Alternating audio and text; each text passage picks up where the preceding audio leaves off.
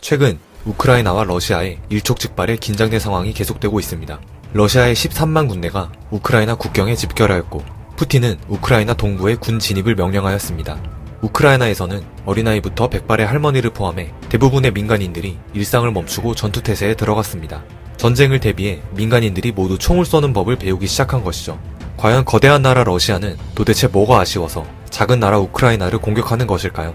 오늘은 러시아 우크라이나 사태를 최대한 쉽게 요약해 보았습니다. 우선 이들의 관계를 먼저 살펴보겠습니다.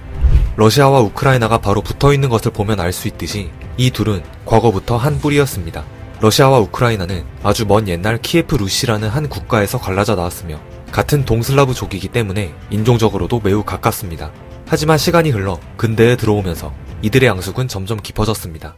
1922년 소비에트 연방이 수립되면서 많은 국가들이 소련 안에 편입이 됩니다. 이때 우크라이나 소비에트 공화국 또한 소련 안에 편입이 되는데 우크라이나 내부에서는 소련에 반대하는 세력들이 있었기 때문에 소련 중앙에서는 우크라이나를 철저히 억압하기 시작했습니다. 즉 우크라이나를 대등한 관계가 아닌 지배하에 두려고 했습니다. 심지어 소련의 스탈린은 우크라이나 지역의 수확물을 무리하게 가져가는 바람에 우크라이나인들은 엄청난 대기근을 겪었으며 이로 인해 약 390만 명의 사람들이 굶어 죽게 됩니다. 이러한 소련의 차별적인 정책들로 우크라이나인들 사이에서는 소련이 우리에게 해준 게 뭐가 있냐며 민족주의적 감정이 싹트기 시작합니다. 그러는 와중인 1991년 영원할 것만 같았던 소련이 해체가 되면서 우크라이나는 완전한 독립을 하게 됩니다. 그리고 지금의 러시아가 탄생하게 되죠. 하지만 우크라이나는 독립을 일으켰어도 러시아와의 관계를 쉽게 끊을 수 없었는데요. 우크라이나가 러시아와 완전히 붙어있는 만큼 이곳에는 러시아인들이 많이 거주하고 있기 때문입니다. 시간이 지나면서 유럽과 러시아 사이에 낀 우크라이나는 서부는 친서방, 동부는 친러시아 성격이 강하게 나타나고 우크라이나 내부에서는 이 두 힘이 서로 힘겨루기를 하게 됩니다.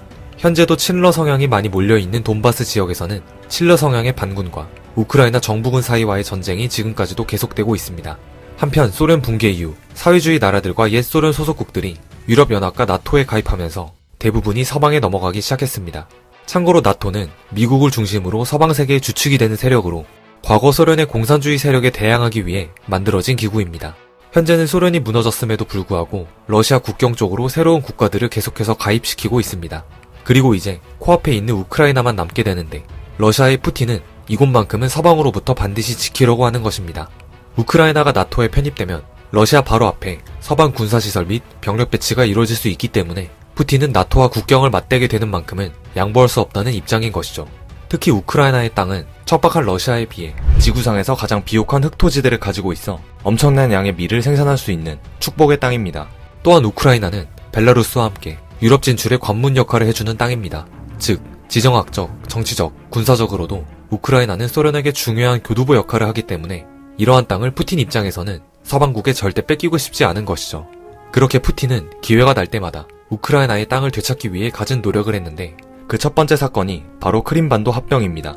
우크라이나 밑에 있는 크림반도는 겨울에도 얼지 않는 항구가 있어서 전략적 요충지로 꼽히며 흑해를 통해 해양 진출을 할 수 있다는 아주 중요한 길목인데요. 이곳은 본래 러시아 영토였다가 소련 시절에 우크라이나 영역으로 귀속되었습니다.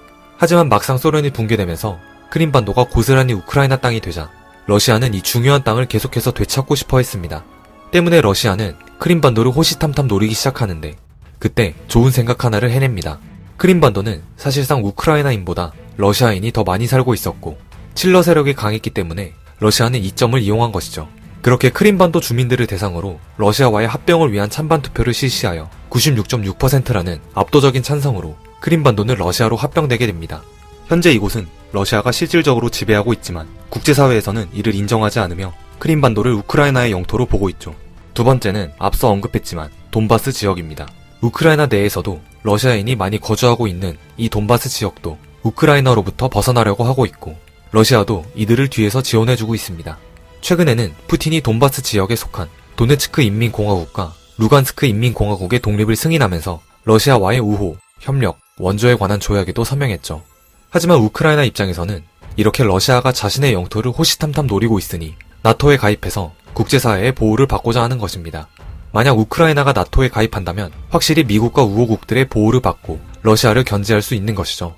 반대로 러시아 입장에서는 우크라이나가 실제로 나토에 가입한다면 서방 세계가 자신들 앞마당을 먹어버리는 꼴이기 때문에 러시아는 이렇게 민감하게 나올 수밖에 없는 것입니다. 이렇듯 우크라이나와 러시아의 치열한 신경전이 계속되는 와중에 과거부터 이 모습을 지켜보던 미국이 나서기 시작했습니다. 사실 크림반도 합병, 돈바스 전쟁 등 그동안 러시아가 우크라이나를 침략해오던 것에 대해 미국은 큰 반응을 보이지 않았지만 이번에는 러시아가 또 한 번 우크라이나를 침공한다면 UN 시스템 전체에 대한 도전이며 지금까지의 모든 국제적 합의를 위협한다라며 러시아를 견제하기 시작했습니다. 지금까지 세계의 경찰 노릇을 해오던 미국도 일촉즉발의 상황에 더 이상 가만히 보고만 있을 수는 없던 것이죠. 전쟁이 임박한 현 시점에서 미국은 러시아가 우크라이나를 어떻게 공격할지 침공 시나리오를 몇 가지 들었는데요. 첫 번째는 우크라이나 국경을 넘어 무력 침공하는 전면 군사행동입니다. 두 번째는 전기와 통신망을 파괴하는 사이버 공격. 세 번째는 친서방 노선을 걷고 있는 젤란스키 대통령을 축출하는 쿠데타까지 거론되고 있습니다. 그리고 무력 공격이 가해질 시 러시아의 우크라이나 침공 시기는 최근에 열린 베이징 동계올림픽이 중요한 시점으로 여겨졌습니다. 러시아와 친한 관계를 유지하고 있는 중국의 잔치 기간에 전쟁이라는 찬물을 끼얹어 좋을 게 없을 거라는 관측이 우세했던 것입니다. 실제로 폐막식이 끝나고 이틀 후 푸틴은 돈바스 지역의 독립을 승인하고 군사 개입의 길을 열기 시작했죠. 과거 러시아의 전쟁 시기를 살펴보면 2008년 8월 8일 베이징 올림픽 개회식 날에는 조지아와 전쟁을 벌였으며 2014년 러시아에서 개최된 소치 동계올림픽이 끝나고 불과 5일 뒤 러시아는 크림반도를 본격적으로 병합한 적이 있습니다. 현재 동맹국인 벨라루스는 러시아와 대규모 합동 군사훈련을 시작했으며 미국과 유럽 동맹국들은 우크라이나 침공 시 러시아 경제를 마비시킬 강력한 제재를 가하겠다고 경고하고 있습니다. 이렇듯 많은 나라들이 이 분쟁에 얽혀 있으며 양국의 전쟁 가능성은 계속해서 거론되고 있지만 당사자인 우크라이나는 외교적인 해결이 먼저라면서 메아리 없는 외침을 보내고 있습니다. 두 나라의 분쟁에 대해서 각국이 득과 실을 따져가며 수싸움을 하고 있는 상황이지만 사실 무력 충돌의 결말은 돌이킬 수 없는 파멸을 불러일으킨다는 것을 모두가 알고 있습니다. 최근에는 계속된 경고와 외교 노력에도 불구하고 유감스럽게도 우크라이나에서 우려했던 무력 침공이 발생했습니다. 양국의 신경전으로 더 큰 전쟁으로 번지기 전에 무력 충돌 없이 평화를 지킬 수 있는 원만한 해결이 이루어지기를 바라봅니다.